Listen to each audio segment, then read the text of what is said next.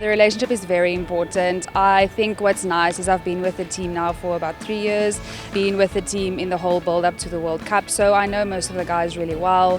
And you try to just get them to open up to you and to open up about other stuff as well. So you build that personal relationship, you become quite close, and in that then they feel comfortable enough to tell me when something's up. And they also know that at the end of the day, it's not about them. It is about what is going to be best for the team. And if you can't perform to your best ability, then it's not going to be the best for the team. So I think that also helps for them to open up. My role is to make sure that the guys stay healthy.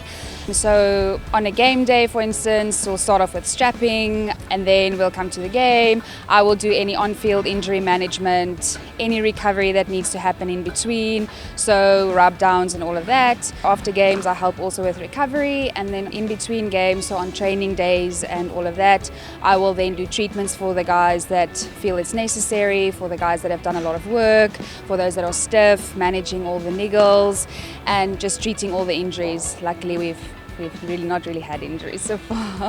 What we look at is we monitor their workloads very closely, me and the trainer. We look at body language on the field, we look at what they react like at training, and then you do when you are physically busy with them. So the guys that I choose that I know that have done a lot of work, then I tell them I need to see them. If you can see that the bodies aren't in a good space, or if you can see that they're starting to get sick. So there's quite a lot of things that you can help you to monitor the guys. So we are trying to give them enough rest, enough recovery, enough just of everything to get them ready for the World Cup, and I think we're doing well at that. The guys did do a lot of work last week. This week should be a little bit better in terms of workloads, so leading up to next week we should be good to go. I think up to now the work that we can do in terms of skills, yes, there's fine-tuning that can be done, but managing them in terms of their loads and their recovery is almost the most important thing to make sure that we can have them fit and ready for the whole of the World Cup.